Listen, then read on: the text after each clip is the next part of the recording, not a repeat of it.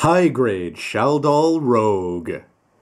Hey, what's up again, everybody? It's Robert184, 2Rs, 2Bs, gundam.tk, and it's more pirate action today from Gundam Age for the Viscidian Pirates, specifically the high-grade Shaldoll Rogue 1144th kit. 2013 release.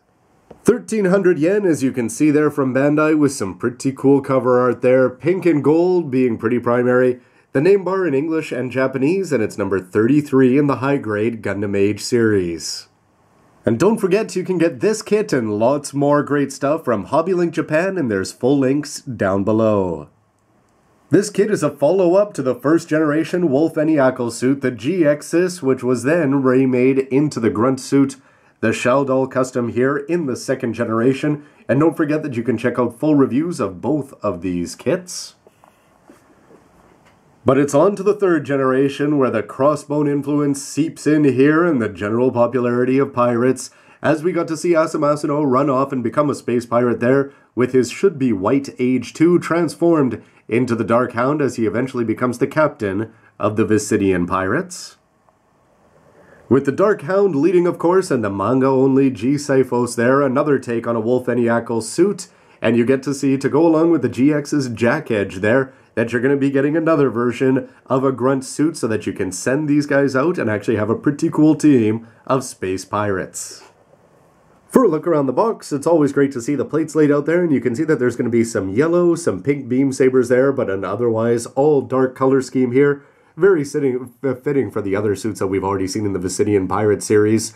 It doesn't look like there's going to be too many changes there for the body outside of the new weapons here, which are going to be shown off in the form of the Dodds Buster. And if you take a look here, something I didn't notice when it was first revealed is that he's not actually going to have a hand. He's just got a big buster there attached right onto his arm, which is looking pretty good. And when you combine it with the fact that he's got a beam axe there, it's a nice throwback to the old Heat Hawks of the Zaku 2s. And why not throw it into his other hand when he's up there as a space pirate, to go along with the beam sabers, which the Shaldoll is able to eject from its backpack oh so well. With a closer look here at the beam axe, it looks like it's going to have white and pink interspersed with gray. We'll have to see how many of those are going to come from plastic and how many from seals.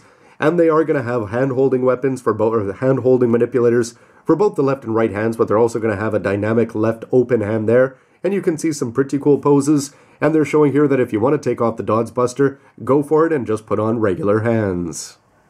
On the other side, you'll see some information about the development of the Shaldoll Rogue over there. Dodds Buster, Vulcan's Beam Sabers, and it's sort of cool that they're going to be talking about, this is its animated appearance over here, and they're going to talk about its combination with the Dark Hound Cyphos and the GX's Jack Edge. And you'll notice that the colors here aren't going to come across as particularly purple, but when you see it out of the box there, here the CG is going to be looking sharp there with the gold eyes, but when you see it here completely unpainted, anything like the other images where it's going to be painted up by a pro there, you're going to see that they're not going to be showing off the hand weapon, which is always an indication that it might not look that great. And you can see some yellow there for the eyes, but a simple color scheme, but just that cool hand. Let's see how it works out.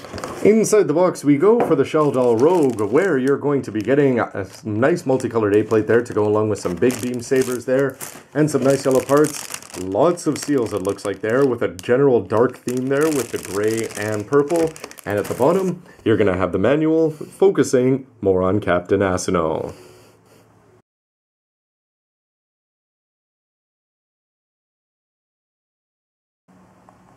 Here's the A-plate, which is going to look very familiar to people who have been building Gundam Age kits, because it is going to say GX's over here, not even Shaldoll on here, as of course they've all followed up on each other. The gray parts here are going to be familiar for the inner frame, and then you're going to have all the parts that you need for the chest and for the feet. This large part here for the shield that Wolf used so well is not going to be used in this kit, although you can always put it together if they're going to give you all the parts. And taking a look up there, it's very nice to see that the eyes and the camera lens there are going to be recreated in a very bright, vivid yellow, which is really going to help it stand out a little bit compared to the overall dark tone of the kit. The B-plate here is also going to say GX's, and you can see that it's all chopped up as you'd expect, as this is the third variation, more or less. This part here for the shield is also not going to be getting used, but you can see that the tops of the feet are, and you're also going to have a dynamic left open manipulator there. And of course that great gimmick that you can have the beam saber attached onto the back, and it can rotate around so he can pull it out at will. But it's the C-plate where things finally get interesting here, as it's going to say Shaldoll Kai over there. And the nice part is that it's going to be different in colors from the dark navy blue that's going to be on the A plate, and the lighter gray that's going to make up the B and the other half of the A plate. So here you're going to get something unique. It's a very muted purple overall, and I think it's going to look good both on the shoulders and down on the main parts that are going to make up the legs. And if you take a look up at the top, you're going to have the two different faces there. The regular Shaldoll's, this one's going to get an X in the manual, but of a lot more interest is going to be the skull motif here that you can see. Great that you've got that massive camera lens that's going to be open up there, and the yellow for the eyes is actually going to show up well. Put some ink in there, and it's actually going to look something a little bit super robot-ish. It's cool and somewhat disappointing at the same time that you're going to have to show these off here together. What are you going to say for this? It's 1/144th Age Weapon 2 up there, which is going to have all the cool stuff, including the Dodds Buster and the Beam Axe, which is actually looking sort of cool here. I really like the Buster there, and it's sort of cool that you can get rid of the shield and just have a cooler pirate gun with it. I suppose that the disappointment part, though, is just going to be the fact that you're going to have to be putting these seals on. When it's this big, you'd think there's not going to be any actual white plastic in this, so printing just 2 white parts, or even just 1 seams, but it would have been nice if they had done a pink part or a red part or something, just to make it stand out. Nonetheless, painters will have no problems dealing with that their own way. However, what you're going to do is you're just going to take these white parts here, put them down here, and the pink ones on the end. Hopefully they're actually going to go over there. It doesn't look like you're actually going to have any parts that fold over.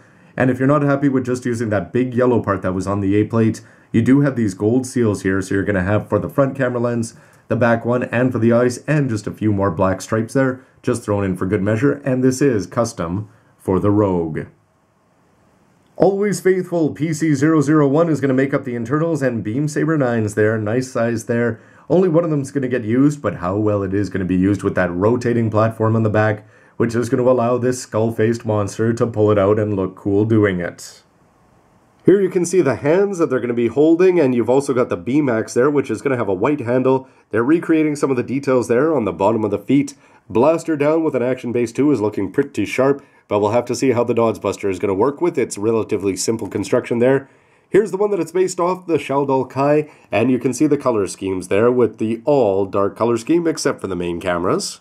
And here we get to see Captain Ash's right-hand man, Radek, who also goes out occasionally in the Shaldoll Rogue.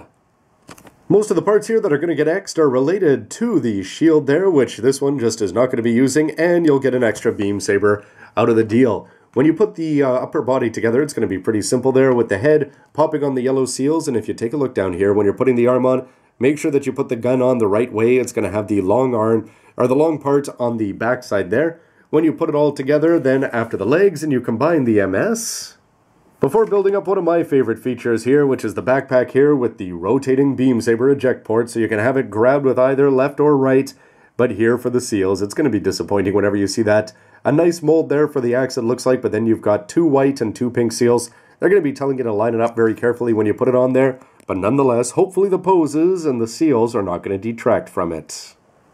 Fun stuff so far from the Unbox. It is going to have a very plain color scheme, no doubt about that. But the new weapons should be fun in terms of the axe.